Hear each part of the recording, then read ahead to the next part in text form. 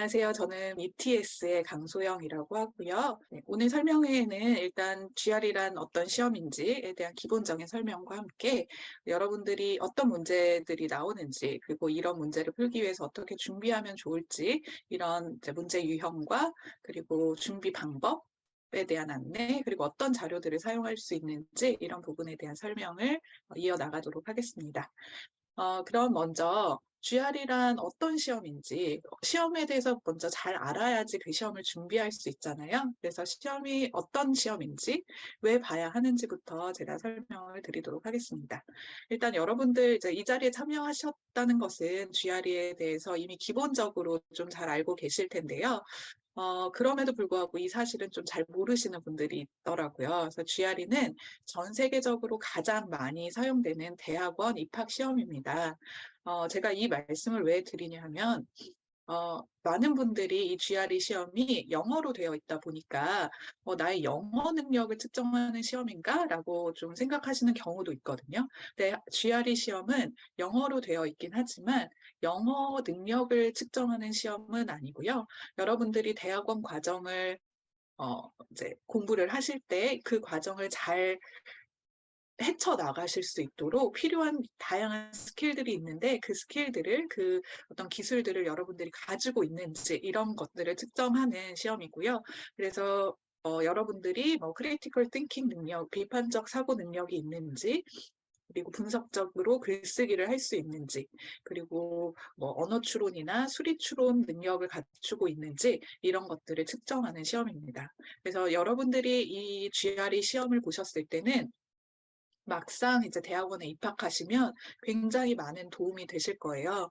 왜냐하면 여러분들이 이제 데일리로 여러 가지 논문들이나 학술 자료들을 읽고, 그 다음에 토론에 참여해야 되고, 그리고 뭐 그런 학술 자료나 논문들에서는 다양한 수리적인 정보들도 포함되어 있잖아요. 그래서 언어 추론 능력, 수리 추론 능력, 그리고 그것을 잘 해석해서 표현할 수 있는 표현 능력, 그런 능력들이 필요하기 때문에 이 GRE 시험은 여러분들이 그런 능력을 갖추고 있는지를 측정하는 시험입니다. 그래서 이 GRE 시험은 어떻게 활용할 수 있냐 하면요. 여러분들이 뭐 석박사 과정을 가실 때라든지 아니면 비즈니스 관련 비즈니스 스쿨의 뭐 MBA 과정이나 비즈니스 마스터 과정을 그 입학하시려고 할 때, 또는 JD 과정이나 또는 장학금에 지원하시려고 하실 때도 이 GRE 시험을 활용하실 수 있습니다. 이 GRE 시험의 장점 중에 하나는 하나의 시험으로 다양한 프로그램에 어, 활용할 수 있다는 점에 있는데요. 어떤 분들은 이제 여기 오신 분들 중에서는 뭐 비즈니스 스쿨을 또 생각하고 오신 분들도 있을 거라고 생각을 해요. 근데 어떤 분들은 비즈니스 스쿨에는 GRE보다는 GMAT이 더 유리한 거 아니야? 라고 생각하실 수도 있는데요.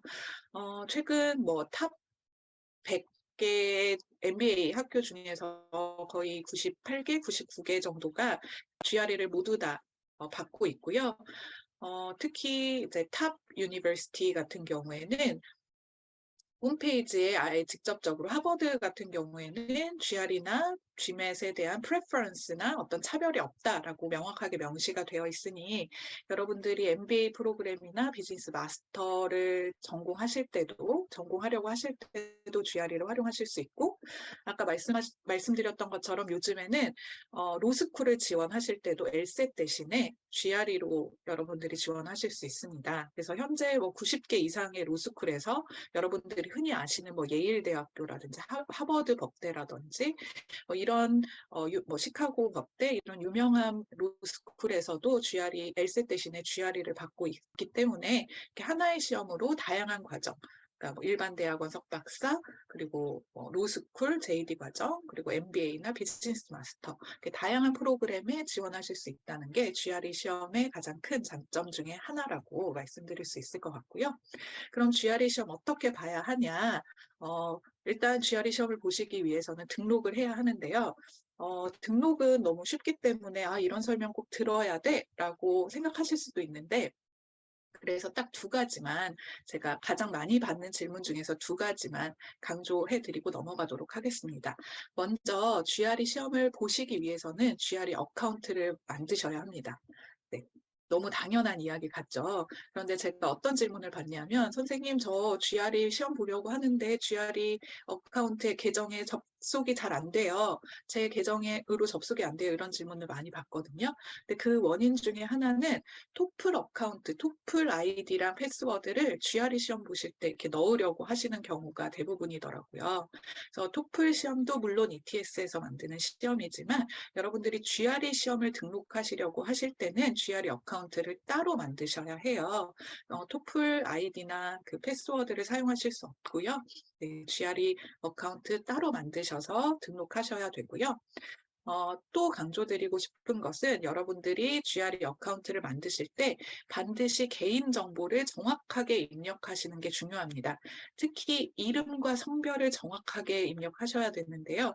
제가 얼마 전에 어떤 분한테 또 문의를 받았어요. 선생님, 저 내일 모레가 시험인데 저는 여자인데 남자로 등록이 되어 있어요. 어떻게 하면 좋을까요? 이런 질문들 받았거든요. 그런데 여러분들이 이런 개인정보, 나의 이름이나 성별 이런 부분, 뭐 생년월일 이런 부분들은 여러분들의 계정에서 직접 여러분들이 변경하실 수가 없어요. ETS에 이메일을 보내셔서 나 이런 정보를 변경하고 싶습니다라고 이메일 보내시고 일주일에서 뭐 3주간 기다리셔야 되는 경우가 생기기 때문에 여러분들이 시험이 임박해서 이런 이제 정보의 오류가 났다 이러면 정말 큰일 나거든요. 시험을 못 보실 수도 있어요. 그렇기 때문에 등록하실 때부터 여러분들이 가지고 있는 영문 아이디와 나의 이름이 정확하게 일치하는지, 나의 생년월일과 그다음에 성별 이런 개인 정보들이 정확하게 입력이 되었는지 이런 것들을 반드시 정확하게 입력하시고 확인하시는 것들이 필요합니다. 네, 당연하다고 생각되실 수도 있지만 시험을 보기 위해서 굉장히 중요한 정보니까요. 꼭 네, 기억해 두시면 좋을 것 같고요. 이렇게 여러분들이 어카운트를 만드시고 개인정보를 잘 입력하시면 마이 GRE 홈에 들어가셔서 파란 버튼을 누르시고 시험을 등록하실 수 있는데 시험을 등록하실 때는 여러분에게 두 가지 옵션이 주어집니다. 하나는 집에서 시험을 보실 수 있는 옵션이 주어지고요. 그리고 하나는 테스트 센터에서 시험을 보실 수 있는 옵션이 주어집니다. 네, 여러분들이 테스트 센터에서 시험을 보시고자 하시면 바로 등록을 하시면 되는데요. 여러분들이 혹시 나는 집에서 시험을 보고 싶어라고 하실 때는 여러분들이 집에서 볼 수 있는 환경이 갖춰져 있는지를 먼저 확인하시고 시험을 등록하셔야 합니다. 여러분들이 재택 시험을 집에서 시험을 보시겠다라고 했을 때는 여러분들 컴퓨터에 정품 프로그램이 깔려져 있어야 하고요. 크롬이나 파이어폭스 브라우저를 사용하셔야 합니다. 그리고 집에서 시험 보실 때는 마이크와 스피커를 반드시 사용할 수 있어야 해요. 그래서 이어폰을 사용하실 수는 없고요. 반드시 마이크와 그 마이크와 스피커를 사용할 수 있어야 하고요. 또 카메라도 사용할 수 있어야 해요. 그래서 내가 집에 카메라가 없다. 이러면 뭐 웹캠을 따로 다셔야 하는 경우도 생깁니다. 그리고 시험은 모바일 디바이스, 또는 갤럭시 탭, 아이패드 이런 걸로는 시험을 보실 수가 없습니다. 그래서 반드시 데스크탑이나 랩탑도 있으셔야 해요. 그래서 내가 가지고 있는 이 랩탑에 깔려져 있는 또는 데스크탑에 깔려져 있는 프로그램이 정품인지 그리고 내가 시험을 볼 수 있도록 이런 다양한 리퀘어먼트를 갖추고 있는지를 확인하신 후에 네, 애톰 테스트를 신청하셔야 합니다. 그렇지 않으면 시험 당일에 시험을 못 보실 수도 있어요. 그러면 아까운 나의 돈 220불을 날리게 되는 경우가 생기기 때문에 이런 부분들 반드시 확인하고 네, 애톰 테스트는 레지스터 하시면 좋을 것 같습니다. 그러면 이제 시험을 보기 위해 당일날은 어떤 준비를 해야 하는지 제가 짧게 소개하고 넘어가도록 할게요. 만약에 여러분들이 테스트 센터에서 시험을 보시겠다라고 결정하시면 특별히 준비할 건 없습니다. 그냥 여러분들이 그 아이디, 여러분들의 신분증과 여러분들의 마음가짐을 굳게 하고 시험장에 가시면 되고요. 시험은 일단 기본적으로 컴퓨터로 이루어지게 되고, 여러분들이 시험 보시는 내내 종이와 펜을 이용해서, 이제 뭐 문제를 풀 수 있어요. 그 메모를 하거나, 아니면 그 수학 문제 같은 경우는 풀 수 있도록 종이와 펜이 주어지게 되고요. 시험장에 가시면 이런 종이와 펜, 그리고 컴퓨터, 마우스, 그다음 키보드 모든 것들이 제공되니까요. 여러분들이 개인적으로 뭐 필요하신 뭐 물이라든지 간식이라든지 드시는 약이 있다면 약 이 정도만 챙겨 가시면 될 것 같습니다. 그리고 시험장 안에는 물을 포함한 어떤 음식물도 가지고 들어가실 수 없고요. 그리고 전자기기는 더더욱 가지고 들어가실 수 없기 때문에 너무 많은 짐을 가지고 가시는 것보다는 최대한 간단하게, 네, 그리고 전자 디바이스는 집에다가 두고, 네, 시험장에 가시는 게 중요하고요. 만약에 여러분들이 애톰 테스트, 그러니까 집에서 시험을 보시고자 한다면 조금 준비해야 하는 것들이 테스트 센터보다는 더 있어요.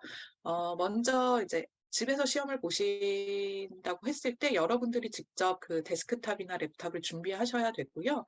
그리고 필기구로 종이와 연필은 사용하실 수 없으세요. 썼다 지웠다 할 수 있는 어떤 도구가 필요한데요. 많은 분들은 이제 스몰 화이트보드나 마커펜 그리고 지우개를 준비하셔서 사용하시기도 하고요. 나는 이런 거 준비하지 못했어라고 할 때 집에는 투명 클리어 파일 같은 거 있을 거예요. 거기에다가 하얀색 A4지 한 장 끼워서 마커펜으로 썼다 지웠다 할 수 있도록 만드시면 됩니다.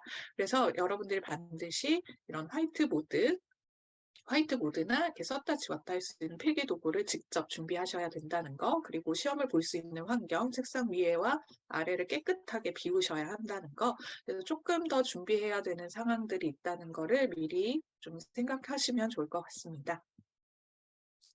네. 그러면 이제 뭐 GRE에 대한 전반적인 설명은 여기까지 드리고요. 여러분들이 가장 궁금해하시는 GRE 시험에는 어떤 문제들이 나오고 그럼 나는 시험을 어떻게 준비하면 되는지 그런 팁이나 어떤 전략들에 대해서 좀 더 구체적으로 설명을 드리도록 할게요. 일단 GRE 시험은 세 가지 영역으로 되어 있습니다. 아까 제가 초반에 GRE 시험이란 여러분들이 대학원에서 활용 가능한 능력을 측정하는 시험이다. 그 능력에는 critical thinking, analytical writing, verbal reasoning, quantitative reasoning 이렇게 네 가지 스킬이 있다. 이렇게 말씀드렸는데요. 이 네 가지 스킬을 이 네 가지 능력을 측정하기 위해서 GRE 시험은 세 가지 영역으로 되어 있고요. analytical writing, verbal reasoning, quantitative reasoning 이렇게 세 가지 영역으로 되어 있습니다. 여러분들이 시험장에 가시면 analytical writing이라는 analytical writing이라는 라이팅 시험을 가장 첫 번째로 보게 되실 거고요. 애널리티컬 라이팅 같은 경우는 섹션이 하나가 있고 문제가 두 문제가 주어집니다. 그리고 이 문제는 30분씩이 주어져요. 그래서 총 1시간 동안 두 문제를 풀게 되시고요. 그 다음으로는 버벌 리즈닝이나 퀀터테이티브 리즈닝이 랜덤하게 나오게 됩니다. 그래서 버벌, 퀀트가 나오기도 하고요. 퀀트, 버벌 이렇게 나올 수도 있습니다. 일단 버벌과 퀀트는 두 섹션으로 나뉘어져 있고요. 한 섹션당 20문제씩 버벌은 30분 안에 그리고 퀀트는 35분 안에 풀게 됩니다. 그래서 이 세 가지 영역 이외에도 여러분들이 unscored 섹션이나 리서치 섹션이라고 덤이라고 불리는 섹션 하나를 더 받게 되시거든요. 그러면 이제 총 여러분들이 시험을 보실 때 걸리는 시간은 한 3시간 45분 정도, 그리고 섹션 세 섹션이 끝나면 한 10분 정도의 쉬는 시간이 있는데 이 10분 쉬는 시간까지 다 쉬셨을 경우에는 총 한 4시간 정도로 긴 시험이 됩니다. 그래서 여러분들이 시험 준비를 하실 때 일단 체력 관리를 잘 하시는 게 중요해요. 내가 긴 시간 동안 집중력을 놓치지 않고 잘 시험을 끊임없이 잘 풀 수 있도록 긴 호흡으로 시험을 준비하는 연습을 좀 하시면 좋을 것 같고요. 그리고 GRE 시험은 이렇게 여러분들이 시험 보시기 최대한 편하도록 시험이 설계되어 있어요. 그렇기 때문에 다양한 기능들을 여러분들에게 제공해드리고 있는데 시험을 보러 가시기 전에 저희 ETS 웹사이트에 가시면 무료로 활용 가능한 테스트 프리뷰 툴이나 파워프랩 온라인이라는 그런 무료 자료들이 있는데요. 이 자료들은 여러분들이 시험 환경과 비슷한 환경을 경험해 볼 수 있는 그런 자료들입니다. 그래서 이런 자료들을 이용해서 내가 시험을 볼 때 어떤 기능들을 활용할 수 있는지, 어떤 지시문들이 있는지, 컴퓨터 화면은 어떻게 구성되어 있는지 이런 것들을 미리 좀 인지하고 시험을 보러 가시면 굉장히 큰 도움이 됩니다. 그렇지 않고 시험장에 그냥 컴퓨터로 문제만 풀다가 어떻게 시험이 나오는지, 어떤 구성으로 나오는지 모르고 시험장에 가시면 이 기능은 뭐지? 이 버튼은 뭐지? 라고 굉장히 당황하실 수도 있거든요. 그래서 테스트 프리뷰 툴이나 아까 파워프랩 온라인 툴을 이용해서 좀 시험이 어떻게 나오는지를 확인하고 가시는 걸 추천드립니다. 여기서 잠깐 설명을 드리면요. GRE 시험은 아까 섹션 에 대한 설명을 드렸는데 버벌과 퀀트가 각각 두 섹션으로 되어 있다고 했잖아요. 그래서 그 섹션 내에서는 여러분들이 자유롭게 이동이 가능합니다. 그 말은 뭐냐면 여러분들이 문제를 풀다가 어려운 문제가 나왔어요. 그럼 잠깐 그 문제를 뛰어넘었다가 나중에 그 문제로 시간이 남으면 나중에 그 문제로 돌아갈 수도 있고요. 내가 1, 2, 3번 문제를 풀다가 생각해보니까 내가 1번 문제 정답을 잘못 넣은 거 입력한 것 같아 라고 하면 그 문제로 돌아가서 정답을 고치실 수도 있습니다. 그래서 지금 화면에서 보시면 맨 오른쪽 상단에 파란 버튼으로 지금 잘 보이실지는 잘 모르겠는데 백 넥스트라는 버튼이 있거든요. 그래서 이 버튼을 이용해서 문제를 건너뛸 수도 있고 다시 돌아갈 수도 있고요. 보시면 리뷰 마크라는 것도 있고요. 그 다음에 카크라는 버튼도 있어요. 그리고 뭐 리뷰라는 버튼도 있는데요. 이 버튼, 리뷰라는 버튼은 이제 여러분들의 20문제가 주어지면 이 문제를 내가 잘 풀었는지, 풀지 않았는지, 혹시 뭐 그냥 나중에 푼다고 마크 해놓고 넘어간 문제는 없는지 이런 것들 한 화면에 보여주는 그런 이제 기능이 있거든요. 그래서 여러분들이 시험을 끝내시기 전에 이 리뷰 그 버튼을 누르셔서 리뷰 스크린으로 가셔서 내가 모든 문제의 정답을 체크했는지, 내가 혹시 정답을 체크하지 않은 문항은 없는지, 그리고 내가 이거 나중에 한 번 더 봐야지라고 마크해 놓은 문제는 없는지 이런 것들 확인한 다음에 이제 정답을 제출하시면 될 것 같고요. 퀀트 같은 경우에는 계산기도 여러분들이 활용하실 수 있어요. 그래서 칼크 버튼을 누르면 온스크린 칼큘레이터가 이제 화면에 뜨게 되고요. 칼크 버튼을 한 번 더 누르면 계산기가 화면에서 없어지도록 만드실 수 있습니다. 그래서 뭐 복잡한 계산이 나온다 이럴 경우 계산기 활용도 가능하다는 점 기억해 두시면 좋을 것 같습니다. 그리고 제가 아까 이제 버벌과 퀀트는 섹션이 두 가지로 나뉘어져 있다고 말씀을 드렸는데요. 그 이유 중에 하나는 GRE가 섹션 레벨 어댑티브로 되어 있기 때문이에요. 이 섹션 레벨 어댑티브라는 게 뭐냐면 첫 번째 섹션을 어떻게 푸느냐에 따라서 두 번째 섹션의 난이도가 결정이 되고요. 그 난이도에 따라서 또 여러분들의 점수가 결정이 되는 그런 이제 방식으로 GRE 시험이 설계가 되어 있습니다. 좀 더 이게 어떤 의미인지 화면을 통해서 좀 설명을 드리면요.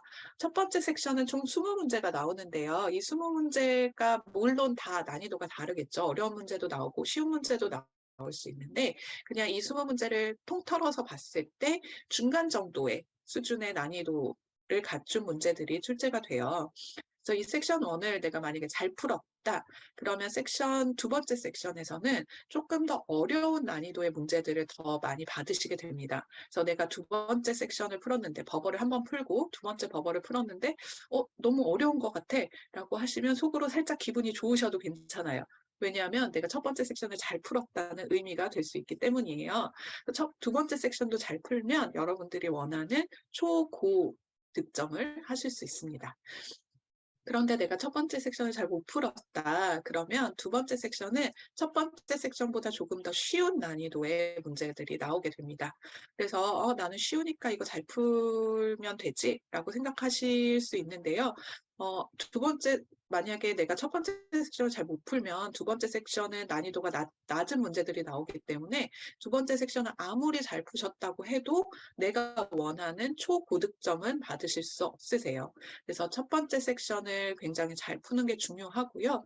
또 두 번째 섹션 역시 두 번째 섹션을 어떻게 푸느냐에 따라서 점수가 달라지기 때문에 두 번째 섹션도 잘 푸시는 게 매우 중요합니다. 그래서 사실 GRE는 모든 문제를 다 다 잘 푸는 게 물론 중요하지만 첫 번째 섹션을 어떻게 푸느냐에 따라서 두 번째 섹션의 난이도가 결정이 되니 첫 번째 섹션을 굉장히 신중하게 열심히 잘 푸시는 것을 추천드립니다. 네. 그래서 그러면 GRE 어떤 문제들이 나오느냐, 제가 샘플 문제들을 좀 가지고 왔어요. 샘플 문제들을 보면서 설명을 드리도록 할게요. 일단 제일 첫 번째로 여러분들이 시험장에서 보시게 될 문제는 Analytical Writing, 그러니까 쓰기 문제라고 아까 설명을 드렸죠. 쓰기 문제는 두 문제가 나오는데요. 이슈 문제와 악유 문제입니다. 먼저 이슈 문제가 먼저 나오니까 설명을 드릴게요. 이 이슈 문제는 30분 안에 푸셔야 되고요. 왼쪽에는 박스 안에 문제가 나오고 그 아래에 지시문이 나와요. 이렇게 글을 써라 라는 지시문이 나오고요. 오른쪽에 빈칸이 주어져서 여러분들이 글을 쓸 수 있는 빈칸이 주어집니다. 여기에 키보드를 이용해서 여러분들이 에세이를 작성하시면 되는데요.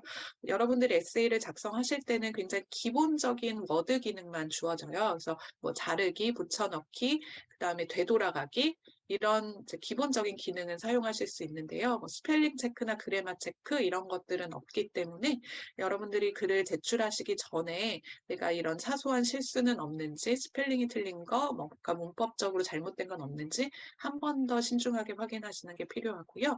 이슈 문제란 이런 거예요. 우리가 흔히 알고 있는 또는 경험하고 있는 어떤 주제에 대한 그런 문제가 나오고요. 주제에 대한 설명이 나오고요. 그 설명에 대해서 나의 입장이 어떤지에 대한 글을 쓰는 겁니다. 그래서 예를 들면 여기에서는 어떤 게 나왔냐면 테크놀로지가 발전함에 따라서 기술이 발전함에 따라서 인간이 생각하는 능력이 퇴화된다. 이런 이제 주제가 나왔습니다. 그래서 테크놀로지가 발전하는 거 우리 모두가 다 알고 있는 그런 이제 현상이잖아요. 이런 현상에 대한 글이 나오고 그러면서 인간이 생각하는 능력이 쇠퇴됐는가 아닌가는 사실 사람에 따라서 관점에 따라서 입장이 달라질 수 있는 이런 문제예요. 그래서 이런 주제에 관한 예시 문제가 나오고요. 문제가 나오고 그 밑에는 이런 식으로 글을 써라라는 설명이 나오는데 보통은 이제 이 주제문에 대한 찬반 입장을 정하고 나의 입장을 정하고 내가 왜 그런 입장을 갖게 됐는지에 대해서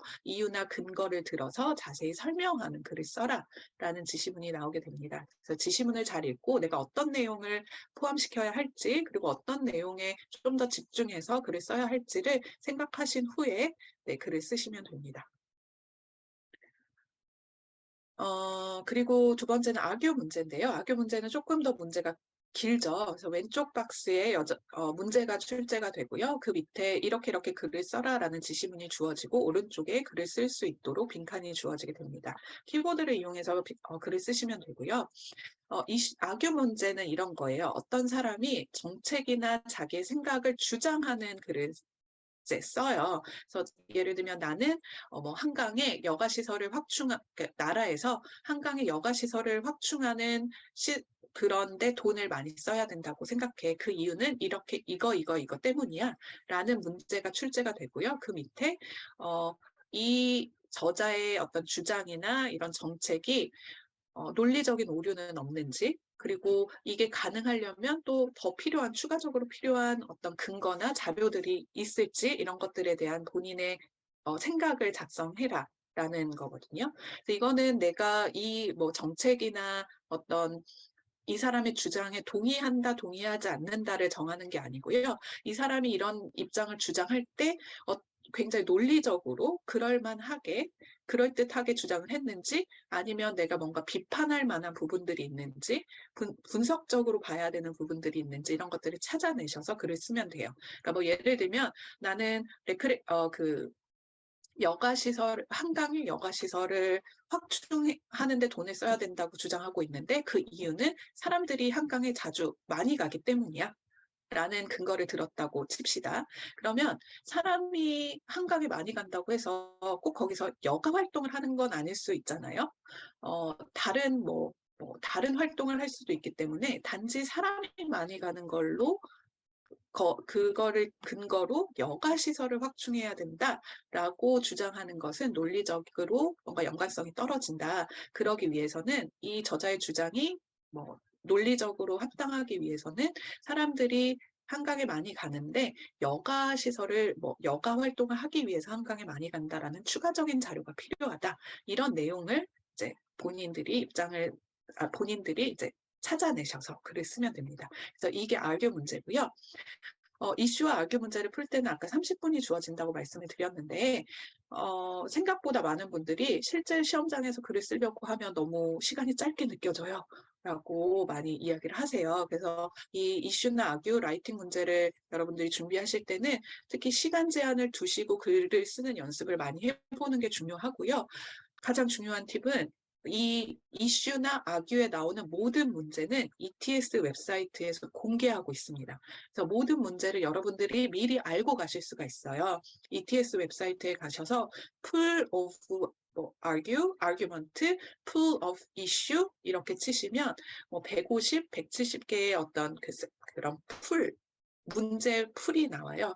그걸 미리 보시고 친구들이랑 브레인스토밍도 좀 해보시고 개요도 좀 작성해 보시고 이런 문제가 나왔을 때 나는 이런 이유나 근거를 들어야겠다. 이런 문제는 이런 논리적인 오류가 있네. 이런 것들을 좀 연습해 보시고 많이 생각해 보시고 시험을 실제로 보러 가시는 게 가장 중요합니다. 왜냐하면 30분 안에 내가 막 이유나 근거를 이제 모두 다 생각해내기가 사실 버거울 수 있거든요. 그래서 미리 좀 생각해 보시고 가시면 실제로 시험을 작성하시는데 큰 도움이 되실 것 같습니다. 다음에는 버벌로 넘어가 볼게요. 버벌 리즈닝 같은 경우에는요. 세 가지 문제 유형이 나옵니다. 크게 세 가지 문제 유형이 나오고요. 하나는 읽고 답하기, reading comprehension이라는 문제가 나오고요. 두 번째는 텍스트 컴플리션이라고 아는 문제가 나오고 세 번째는 센텐스 이퀴발런스라는 문제 유형이 나오는데요. 각각의 문제 유형은 제가 샘플 문제를 보면서 설명을 드리도록 할게요. 이 리딩 컴프리hen션 중에서도요. 이건 객관식 문제로 출제가 되는데 정답을 하나만 고르는 문제 유형이 있고 정답을 한 개 이상 고르는 문제 유형이 있고요. 정답을 이제 문단 안에서 고르는 이런 문제 유형이 있으니까요. 이것도 같이 한번 살펴보도록 하겠습니다. 일단 지금 보시는 게 리딩 컴프리hen션 문제 유형이에요. 읽고 답하는 문제이고요. 왼쪽에 지문이 주어지고 읽기 지문이 주어지고 오른쪽에 문제가 주어집니다. 객관식 문제가 주어지고요. 이렇게 그 보기에 타원형 형태로 보기가 주어질 경우에는 정답을 한 개만 고르는 거고요. 나는 좀 헷갈리는데 라고 생각하시면 문제 맨 아래를 보시면 회색 박스 안에 Select One Answer Choice라고 나와 있습니다. 그래서 이거는 왼쪽에 지문을 읽고 오른쪽에 질문에 정답을 하나만 고르는 문제구나 라고 생각하시면 되고요. 두 번째 문제 유형은 이제 아까 말씀드렸던 것처럼 정답을 한 개 이상 고르는 문제 유형입니다. 그래서 왼쪽에 지문을 읽으시고 오른쪽에 문제를 보시고 정답을 고르시면 되는데요. 보기에 이렇게 네모칸으로 사각형으로 문제가 나왔을 때는 정답을 한 개 이상 고르는 거고 혹시 나는 이게 헷갈린다 그럼 아래쪽을 보시면 회색 박스에 역시 select one or more answer choices 이렇게 나와 있죠. 그래서 이 이제 멀티플 초이스 객관식 문항을 문제를 푸실 때는 주의하셔야 될 점이 약간 우리의 마음속에는 이런 선입견이 있는 것 같아요. 정답을 하나 이상 고르라고 했지만 정답을 하나 고르는 문제가 이미 있는데 이렇게 멀티플 초이스에서 여러 문항을 고르는 데서 정답이 설마 하나겠어? 두 개 이상은 골라야 하지 않을까? 이런 부담감이 있을 수도 있고 보기가 세 개인데 세 개 다 정답일까? 세 개 다 정답은 아니겠지? 약간 이런 마음이 있을 수 있거든요. 그런데 이제 ETS에서는 그런 마음을 가장 경계하라고 조언하고 있습니다. 그래서 정답이 하나일 수도 있고요. 세 개 다가 정답일 수도 있기 때문에 여러분들이 문제 이런 보기를 신중하게 읽으시고 정답이 몇 개인지를 각각 보기별로 판단을 하셔야 됩니다. 그리고 중요한 것은 이 보기 안에도 약간 함정 보기가 있을 수 있어요. 그 함정 보기라는 것은 약간 문장이 있으면 그 문장의 한 반 정도는 맞는 이야기를 해요. 여기에 그 지문에 나와 있는 얘기야. 근데 반 정도는 지문에 나와 있지 않거나 다른 이야기예요. 그래서 앞부분만 읽고 이거 맞는 얘기네? 라고 해서 정답을 고르시면 안 되고요. 이 보기에 주어진 문장의 모든 문제가 정확하게 정답과 일치해야 되기 때문에 이렇게 반만 맞는 정답에 속지 않도록 주의하시면 좋을 것 같습니다. 그리고 세 번째는 아까 그 문단 안에서 정답을 골라야 하는 문제가 출제가 된다고 했는데요. 왼쪽에 지문이 주어지고 오른쪽에 문제가 주어졌는데 보기가 없어요. 근데 그러면 이거는 주관식인가? 내가 자판을 이용해서 글을 써야 되나? 라고 생각하실 수 있는데 그런 건 아니고요. 마우스 커서를 왼쪽 지문에 갖다 대시면 이렇게 이제 지문 안에서 정답을 클릭할 수 있도록 되어 있습니다. 그래서 문제를 읽으시고 문단 안에서 정답을 고르시면 됩니다. 그래서 이렇게 지문을 읽고 정답을 고르는 문제가 출제가 되고요. 지금은 한 문단 정도의 짧은 지문이 주어졌는데 리딩 컴프리hen션 같은 경우에는 뭐 5문단, 6문단의 긴 지문이 나올 수도 있고요. 전체적으로 리딩 컴프리hen션의 문제를 봤을 때 그렇게 모든 지문이 그렇게 길게 나오지는 않아요. 짧은 지문도 있고 긴 지문은 하나, 2개 정도 나온다고 생각하시면 될 것 같아요. 두 번째로 보실 문제 유형은 텍스트 컴플리션 문제 유형이 있고요. 이 문제 유형은 여러분들이 보시다시피 문장이 하나 또는 뭐 한 문단, 짧은 한 문단 정도의 문제가 주어지고 그 문제 안에 빈칸이 주어져요. 이 빈칸 안에 들어갈 단어나 구절이 무엇인지를 찾는 문제인데요. 지금은 빈칸이 3개가 주어졌는데 빈칸이 하나만 주어지는 문제도 있고 2개가 주어지는 문제도 있고 3개가 주어지는 문제가 있습니다. 그래서 3개가 최대고요. 3개 이상의 그런 문제가 나오지는 않습니다. 그래서 각각의 이제 이 문단을 한번 읽어보시고요. 앞뒤 뭐 키워드나 문맥상의 어떤 흐름 이런 것들을 파악하신 후에 빈칸에 들어갈 가장 적절한 단어들을 찾으시면 되는데 첫 번째 단어를 많이 아셔야 되고요. 두 번째 문장과 문장과의 관계, 앞과 뒤와의 그런 어떤 흐름, 논리적인 흐름 이런 것들을 잘 파악하실 수 있으셔야 합니다. 그래서 이런 것들을 바탕으로 이런 단서들을 바탕으로 이 빈칸엔 어떤 단어가 들어갈지를 추론해서 문제를 푸셔야 하는데요. 빈칸이 하나 이상 나왔을 때는 이 3개의 빈칸이 모두 정답이 되어야지만 정답으로 처리가 됩니다. 그래서 내가 블랭크 1과 블랭크 2는 맞았는데 블랭크 3는 틀렸어. 그렇다고 부분 점수가 있는 건 아니거든요. 블랭크 1, 2, 3의 정답이 모두 맞아야 정답으로 처리가 되고요. 그렇기 때문에 이런 문제를 푸실 때는 내가 모든 문항의 정답이 다 맞도록 신중하게 정답을 고르셔야 합니다. 다음으로 보실 것은 센텐스 이퀴발런스라는 문제 유형인데요. 이 센텐스 이퀴발런스 문제 유형은 한 문장이 주어지고요. 항상 보기가 6개가 주어집니다. 보기는 6개는 항상 똑같이 주어져요. 보기에 나오는 단어들을 보고요. 두 가지 단어를 골라서 문장에 넣었을 때 이 문장이 정확히 똑같은 의미를 갖는 문장을 만드는 거예요. 그래서 단어 2개, 비슷한 단어 2개를 골라서 문장에 넣었을 때 그 주어진 문제의 문항이 같은 의미를 갖도록 만드는 거고요. 패러프레이징이라고 많이 들어보셨죠?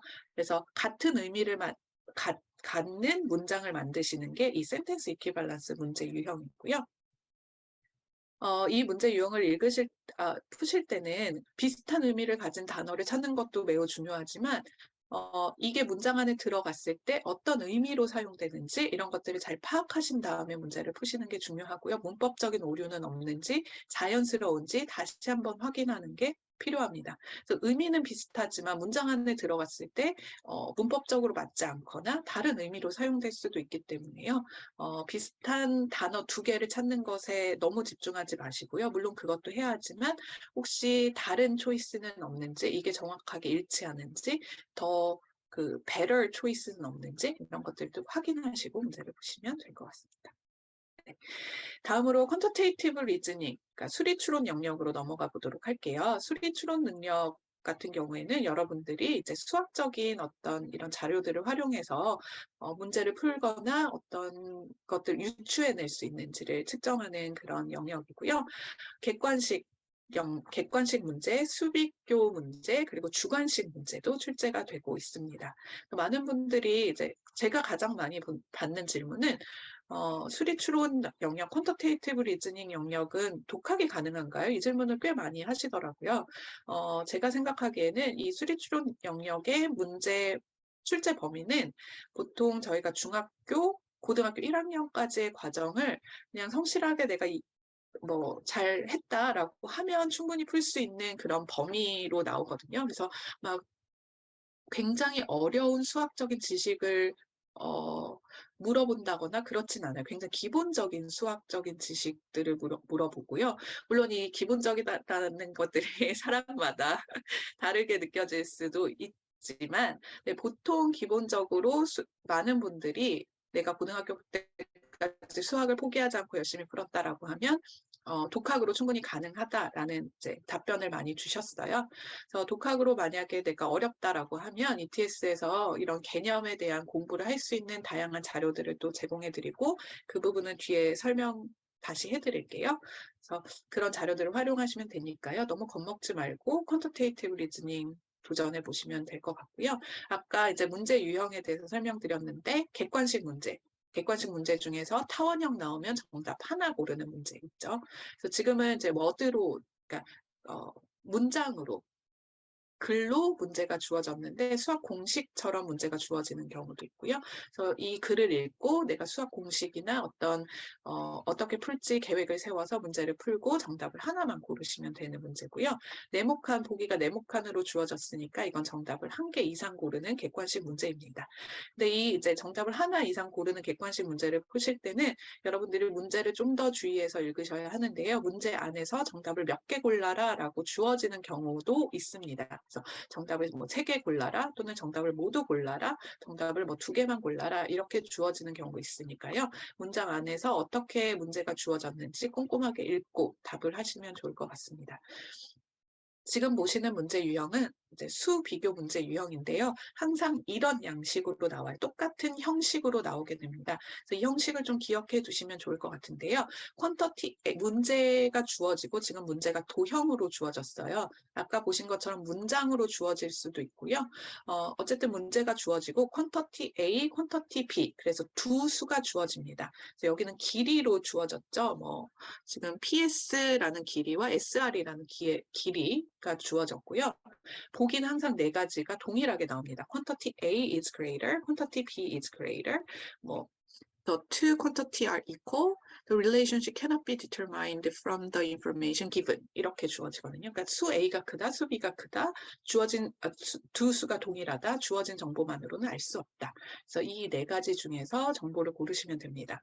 그래서 이 수비교 같은 경우에는요, 사실 정확한 계산으로 정확한 길이나 뭔가 수치가 나와야지 문제를 풀 수 있는 건 아니고요. 정말 추론이 필요한 영역이거든요. 그래서 근사치거나 아니면 최대값, 최소값을 유추해서 그렇게 머리로 한번 비교해 보는 것만으로도 문제를 풀 수 있는 경우도 있으니까요. 이런 문제를 푸실 때는 어떻게 푸는 게 가장 문제를 빨리 풀 수 있는 방법일까를 많이 훈련하시고, 다양한 문제 푸는 방법들을 개발하셔서 문제를 풀러가시면 조금 더 시간을 단축해서 문제를 푸실 수 있을 것 같습니다. 지금 보시는 것은 주관식 문제고요. 여러분들이 숫자를 직접 키보드로 입력을 해서 주관식 그 네모칸 안에 넣으시면 됩니다.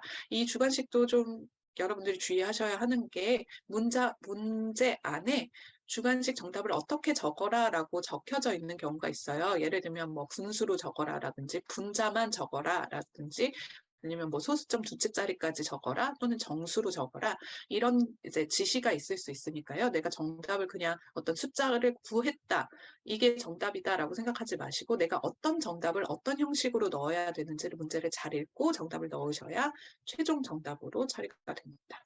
그래서 요거 잘 기억하시면 좋을 것 같고요. 아까 퀀터테이티브 리즈닝 같은 경우에는 온스크린 컬큘레이터 계산기 사용할 수 있다고 말씀을 드렸는데, 계산기 맨 아래쪽에 보시면 트랜스퍼 디스플레이라는 버튼이 있는 게 보이실 거예요. 그래서 이 버튼을 누르시면 계산기 안에 있는 숫자가 정답 존으로 이동합니다. 그래서 내가 굳이 키보드로 정답을 다시 작성하지 않더라도 내가 계산기로 계산한 숫자가 정답이다라고 생각될 때 트랜스퍼 디스플레이를 누르면 그 숫자가 바로 정답 칸으로 이동할 수 있기 때문에 이 기능도 있다는 거 기억하시면 좋을 것 같습니다. 네, 그래서 이제 제가 문제를 아까 보면서도 팁을 조금씩 전달 드렸는데요. 요거를 조금 더 정리해서 빠르게 설명드릴게요. 아까 말했던 것처럼 GRE는 테스트 테이커 프렌들리 디자인으로 되어 있어서 여러분들이 문제 푸시기에 조금 더 편안하게 느끼실 수 있도록 설계가 되어 있다고 말씀을 드렸죠. 그래서 섹션 안에서는 여러분들이 자유롭게 이동할 수 있기 때문에 여러분들에게 맞는 전략을 개발해 보시는 게 중요해요. 그래서 나는 어려운 문제부터 풀고 싶어, 또는 나는 쉬운 문제부터 풀고 싶어, 이럴 수 있잖아요. 그래서 나는 어떤 문제부터 푸는 게 나한테 유리한지 이런 것들 문제 많이 풀어보면서 시험 전략 또는 뭐 시간 관리 전략 이런 것들을 하시면 좋을 것 같고요. 내가 시험 볼 때 나는 이제 어려운 문제는 마크해놓고 빨리 스킵하고 나중에 풀어봐야지, 이렇게 하실 수도 있고요. 나는 어려운 문제부터 빨리 하고 뭐 쉬운 문제를 풀어야지 라고 전략을 세우실 수도 있고요. 또는 나는 정답을 절대 고치지 않을 거야, 내가 정답을 고치면 꼭 틀리더라고 라고 할 수도 있지만 GRE 같은 경우 이제 뭐 연구 결과에 따르면 점수를 고쳤을 때, 그러니까 그 문제에 대해서 한 번 더 리뷰를 해봤을 때 정답률이 높아진다, 이런 연구 결과도 있거든요. 그래서 나는 모든 문제를 좀 리뷰할 수 있는 시간을 나중에 좀 마련해 놓고 시험을 풀어야지, 이렇게 전략을 세우실 수도 있습니다. 그래서 이렇게 문제 안에서, 20문제 안에서 자유롭게 왔다 갔다 할 수 있으니까 나는 어떻게 시험을 잘 볼 수 있을까? 나는 시험 시간 관리를 어떻게 할 수 있을까? 이런 것들을 미리 생각해보고 가시는 걸 추천드리고요. 아까 뭐 테스트 프리뷰 툴이나 파워프랩 온라인 같은 그런 무료 자료들을 이용해서 테스트 그런 시험 양식이라든지 지시문 이런 것에 조금 익숙해져서 미리 익숙해지시고 가시면 좋을 것 같아요. 아까 제가 이제 정답을 여러 개 고르는 문제가 있을 때 정답을 모두 다 맞게 골라야지 정답으로 처리된다고 말씀을 드렸는데요. 좋은 소식 하나는 여러분들이 틀렸다고 해도 감점은 없습니다. 그래서 전략 중에 하나는 빈칸 없이 모든 문제의 정답을 찍어서라도 다 채우고 제출하는 게 여러분들의 전략일 수 있어요. 그래서 모른다고 빈칸으로 두지 마시고요. 감점 없으니까 모든 문제 정답을 체크하고 제출하시는 것을 추천드립니다. 그리고 제출하기 전에 리뷰 스크린 한 번 더 확인하셔서 내가 정답 체크 안 한 게 있는지 확인하고 제출하시면 좋을 것 같고요. Analytical Writing 같은 경우에는 아까 여러 개 말씀을 드렸죠. Full of Issue, Full of Argument에서 그 문제 다 한번 읽어보고 가시는 거 추천드렸고요. 그 전에 ETS 웹사이트에 가시면 스코어링 가이드라는 게 있어요. 이 스코어링 가이드는 실제로 채점관들이 여러분들의 그 에세이를 어떻게 채점하는지 그런 기준표들이 나와 있거든요. 그래서 6점짜리 에세이 샘플도 나와 있고요. 왜 이게 6점을 맞았는지 이런 것들에 대한 설명도 나와 있기 때문에 내가 6점을 받으려면 이런 정도의 분량으로, 이런 어떤 구조로, 이런 내용이 들어가게 글을 써야 되겠다, 라는 것들을 알 수 있기 때문에 GRE 연습하시기 전에 스코어링 가이드 꼭 읽어보시는 거 추천드리고요. 디렉션이 아까 이제 문제가 주어지고 아래 지시문이 주어진다고 말씀을 드렸는데 그 지시문이 조금씩 문제마다 조금씩 다르게 나와요. 그래서 내가 어떤 지시문이 나왔는지를 꼼꼼하게 읽어보고 그 지시문에 포함하라고 한 모든 정보를 포함시켜서 글을 쓰는 게 중요하기 때문에 지시문 꼭 읽어보고 문제 쓰시고요. 그리고 많은 분들이 질문하시는 것 중에 하나가 이슈 문제 같은 경우는 내가 왜 이런 입장인지 이유나 근거를 들어서 문제 써야 하는데, 그럼 이유나 근거는 어디서 들어야 하나요? 라고 많이 질문하시거든요. 그런 이유나 근거는 꼭 정확한 출처를 밝히실 필요는 없으세요. 그냥 내가 읽었던 거, 내가 경험했던 거, 뭐 뉴스에 나왔던 거, 또는 수업 시간에 배웠던 거, 아니면 뭐 역사적인 인물 또는 역사적인 어떤 사건 이런 것들을 뭐 예시로 들면 되기 때문에 이런 자료들을 활용하시면 될 것 같고요. 다만 이제 나만 알고 있는 유머, 내가 좀 재밌게 또는 뭐 좀 인상을 깊게 하기 위해서 뭐 유머나 아이러니를 쓴다 이러면 좀 오해의 소지가 있기 때문에 그런 것들은 피하시는 게 좋습니다. 버벌 같은 경우에는 첫 번째로 제가 말씀드렸던 것처럼 단어를 많이 일단 외우셔야 합니다. 근데 이제 단어를 외울 때 반복적으로 외우는 게 굉장히 중요하고요. 많은 분들은 뭐 그런 거 많이 사용하시더라고요. 퀴즐렛이라는 어플리케이션에 보면 뭐 GRE 단어, GRE 연습 이런 것들 많이 이제 이미 올려놓은 훌륭한 자료들 많거든요. 그런 거 활용하셔서 단어 많이 외우시면 좋을 것 같고요. 다만 이런 이제 단어만 안다고 문제를 잘 풀 수 있는 건 아니에요. GRE 같은 경우는 리딩이나 뭐 모든 문제들이 논리적으로 굉장히 좀 복잡한 구조를 가지고 있고 이 논리적인 흐름을 어떻게 파악하느냐가 문제를 푸는 게 굉장히 중요하거든요.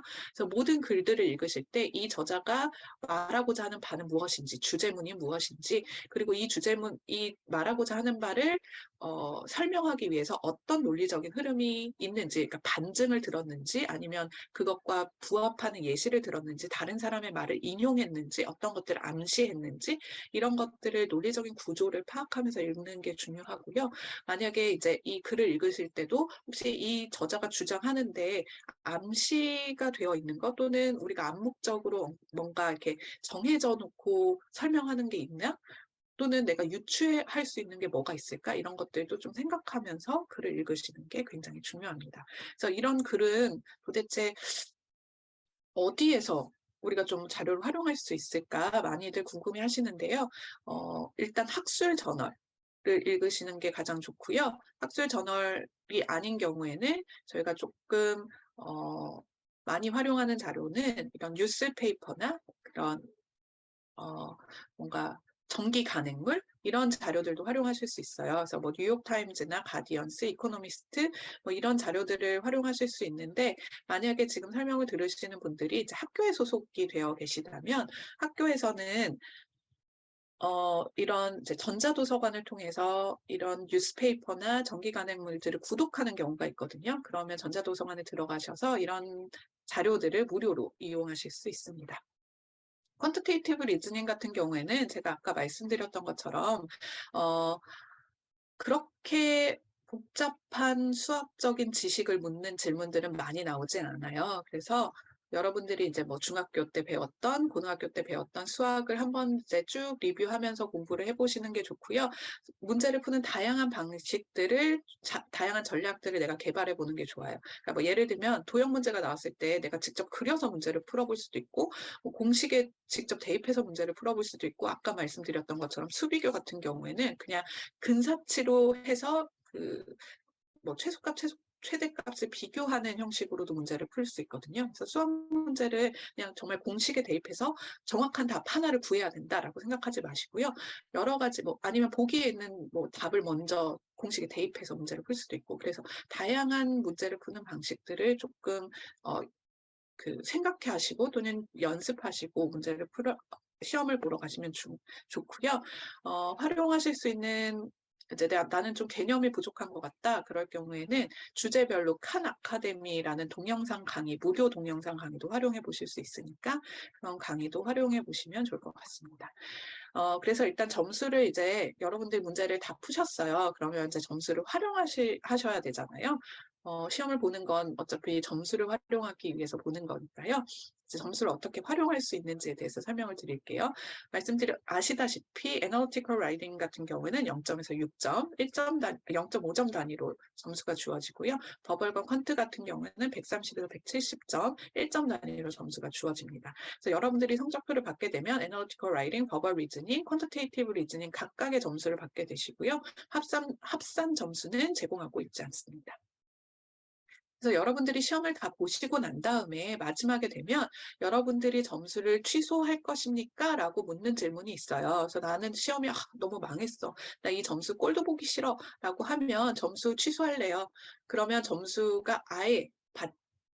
점수를 아예 보실 수가 없으세요. 그런데 여러분들이 점수를 취소하실 수 있지만 여러분들이 아무리 시험을 망치셨다라고 생각이 들지라도 저희는 점수를 취소하는 것을 추천드리지 않고요. 일단 점수를 받으시고 리포팅하지 않으면 되니까 일단 점수를 받으시는 것을 추천드립니다. 그래서 내가 점수를 취소하지 않겠다라고 이렇게 버튼을 누르시면 여러분들이 바로 버벌과 퀀트 같은 경우에는 unofficial 비공식 점수를 받을 수 있거든요. 그래서 지금 화면에서 보시는 것처럼 버벌은 몇 점인지 퀀트는 몇 점인지 비공식 점수가 주어지게 되고요. 최종 점수는 공식 점수는 10일에서 15일 이후에 Analytical Writing 점수와 함께 주어지게 됩니다. 네, 그래서 이제 점수를 받고 이렇게 unofficial 점수를 확인하신 후에는 기관으로 점수를 보내실 수 있는데요. 이 시험 당일날 시험을 보고 바로 점수를 보내시려고 하시는 경우에는 4곳까지 무료로 점수를 보내실 수 있어요. 이 시험이 끝난 다음에 추가적으로 점수를 보내실 때는 30불의 비용을 지불하시고 점수를 보내셔야 하니까요. 4곳까지 무료로 보낼 수 있는 건 약 120불 정도의 가치가 있다라고 생각하시면 되고요. 이 무료로 스코어 리포트 보내는 거 활용하셔서 4곳까지 무료로 보내실 수 있는데요. 나는 근데 정말 오늘 본 시험은 너무 내 실력을 반영하지 못했어. 나 시험 너무 컨디션이 안 좋아서 너무 못 봤어. 라고 하시면 이날 본 시험은 굳이 보내실 필요 없습니다. 그래서 내가 가장 잘 본 시험을 보내는 것이 여러분에게 가장 유리하기 때문에 그렇게 시험을 선택해서 보내시는 게 중요하고요. 그렇게 하시기 위해서 여러분들의 가장 좋은 성적을 보내실 수 있도록 저희가 스코어 셀렉트 옵션이라는 것도 여러분들에게 드리고 있거든요. 그래서 여러분들이 시험 당일날 이제 시험 성적을 보내신다. 그러면 2가지 옵션이 주어집니다. Most Recent 옵션이랑 All 옵션이 주어지는데요. 이 most recent 옵션은 가장 최근에 본 시험 결과를 보내는 거예요. 그러니까 오늘 본 시험을 보내는 거겠죠. 그리고 all 옵션은 내가 이때까지 5년 동안 본 시험의 모든 성적을 보내는 겁니다. 그래서 어떤 학교 같은 경우는 네가 5년 동안 본 모든 성적을 보내라라고 하는 경우도 있으니까요. 스코어 셀렉트 하기 전에 이제 학교 웹사이트에 들어가셔서 어떤 걸 요구하고 있는지를 확인하고 보내시면 좋을 것 같고요. 대신에 이제 내가 추가 비용을 지불하고 점수를 보내겠다라고 할 때는 옵션이 하나 더 주어져요. 이 옵션이 굉장히 좋은데요. 이게 뭐냐면 any 옵션이에요. 내가 최근 5년 동안 본 시험 중에서 내가 가장 잘 본 시험, 가장 자신 있게 본 시험, 내 실력을 가장 잘 나타낸다고 생각되는 그 시험을 선택해서 보낼 수 있어요. 그게 3년 전에 본 시험이면 3년 전 3월 달에 본 시험을 선택해서 보낼 수 있으니까요. 이 any 옵션도 주어진다. 라는 거 기억해 주시면 좋을 것 같습니다. 그래서 이제 시험 성적을 기관에 보내실 때는요. add a score recipient 이 버튼을 누르셔서 검색해서 뭐 나라별로 또는 기관 코드를 넣어서 검색해서 기관을 선택해서 보내실 수 있으니까요. 기관 코드를 내가 외우지 못했다고 하더라도 원하는 기관의 학교명을 정확하게 알고 계시면 검색해서 시험 점수를 보내실 수 있습니다. 네, 그래서 시험 점수를 보내시면 기관에서는 한 10일에서 15일 이후에 여러분들의 점수를 확인하실 수 있고요. 만약에 나는 이번 시험 잘 못 봤어. 그러면 재시험 당연히 보실 수 있습니다. 근데 바로 볼 수는 없고요. 나 오늘 시험 망쳤어. 그럼 내일 당장 봐야지. 라고 하실 수는 없고요. 21일 이후에 시험을 보실 수 있습니다. 21일이 지난 이후에 재시험을 보실 수 있고요. 시험은 1년에 5번까지만 보실 수 있습니다. 저희 GRE 시험은 라이프타임 리미트 이런 건 없어요. 그래서 뭐 평생에 몇 번까지만 볼 수 있다 이런 건 없으니까요. 1년에 5번 넘기지 않으면 됩니다. 그리고 제가 아까 점수를 취소하지 말라고 이야기한 이유 중에 하나가 이 이제 다이그노스틱 서비스라는 이 서비스 때문인데요. 이거는 무료고요. 여러분의 시험을 분석해주는 서비스입니다. 그래서 여러분들이 내가 시험을 봤는데 내가 시험을 어떻게 봤는지를 분석해주는 시험인데요. 예시 샘플을 보면서 설명을 드리면 이렇게 여러분들이 시험을 그 문제 유형별로 나와 있어요. Reading Comprehension, Text Completion, 그다음 Sentence Equivalence 이렇게 문제 유형별로 나뉘어져 있고요. 거기에 대해서 내가 각각의 문제를 맞췄는지 틀렸는지, 그리고 내가 맞춘 문제의 난이도는 어떤지, 틀린 문제의 난이도는 어떤지 난이도가 주어지고요. 그리고 내가 이 시험에 얼마만큼의 시간을 소비했는지 시간도 나와 있습니다. 그래서 이걸 보고 봤을 때 나는 리딩 컴프레hen션은 잘 푸는데 텍스트 컴플리션을 좀 많이 틀렸구나. 그럼 다음엔 텍스트 컴플리션을 좀 더 연습해야 되겠다라고 계획을 세우실 수도 있고요. 보니까 나는 쇼트 패세지에 짧은 문항인데도 시간을 너무 많이 소비했네. 다음에는 숏 패세지는 좀 짧은 시간 안에 풀 수 있도록 연습을 해야 되겠다. 이렇게 또 전략을 세우실 수도 있으니까요. 그런 전략을 세우시면서 문제를 보시면 재시험을 준비하시면 좋을 것 같습니다.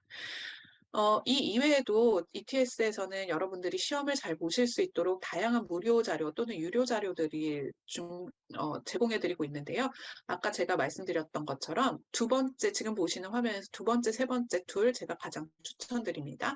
테스트 프리뷰 툴과 파워풀 앱 온라인 프랙티스 테스트. 이거 무료 자료고요. 시험 환경과 비슷한 경험을 해보실 수 있는 자료니까요. 이거 꼭 활용해서 시험 보러 가시면 좋을 것 같고요. 저희가 이 이외에 또 유료로, 그러니까 적은 비용으로 시험 연습을 조금 더 해볼 수 있는 자료들도 있어요. 그래서 파워풀앱 플러스 온라인이라고 모의고사라고 생각하시면 돼요. 이 모의고사에는 여러분들이 라이팅 채점까지도 가능하고요. 실제 시험과 굉장히 유사한 점수도 다 주어지고 설명도 주어지니까요. 내가 시험 보기 전에 내가 대략 한 몇 점 정도 받을 수 있을까? 이런 게 궁금하시다면 파워풀의 플러스 온라인으로 한번 점검해 보시고 시험 보러 가시는 거 추천드리고요. 그리고 공식 가이드북 3권이 있습니다. 그래서 제너럴해서 버벌, 퀀트, 그다음에 라이팅까지 다 들어가 있는 한 권에 들어가 있는 책이 있고요. 버벌 리즈닝 프랙티스 퀘스천이라고 해서 각각 이제 문제를 많이 풀 수 있는 책이 준비되어 있는데요.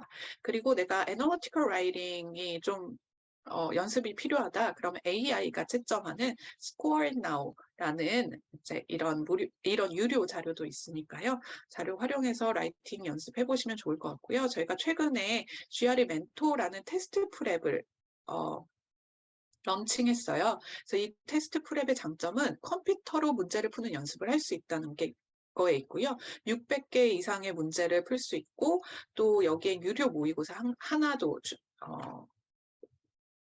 같이 들어가 있으니까 그것도 같이 활용해 보실 수 있고요.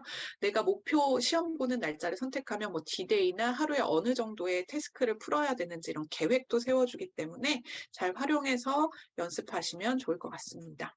네, 이 이외에도 저희 뭐 서브젝트 테스트 네 종류의 서브젝트 테스트도 이용해 보실 수 있고요. GRE 서치 서비스라고 해서 기관이나 학교가 나한테 그 기관의 정보를 보내주는 거예요. 그래서 내가 어떤 거에 관심이 있고 어떤 주제에 관심이 있고 어떤 전공에 관심이 있다 이렇게 했을 때 그 전공에 있는 이제 학교들이 나한테 너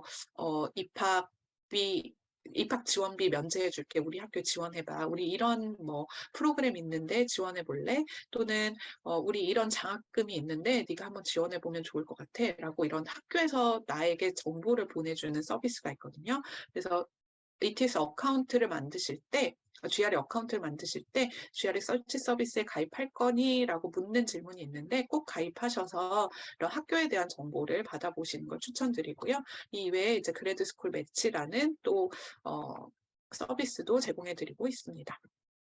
이 이외에 ETS에서는 다양한 소셜미디어를 통해서 여러분들과 소통하려고 하고 있는데요. 뭐 링크드인이나 뭐 인스타그램, 그다음 유튜브 채널, 페이스북, 뭐 위챗 이런 채널을 통해서 여러분들이 선호하는 채널을 통해서 GRE에 대한 정보나 궁금한 점들 소통하시면 좋을 것 같고요. 저희 한국에서는 한국에서는 저희가 GRE 블로그를 통해서 여러분들과 소통을 하려고 하고 있습니다.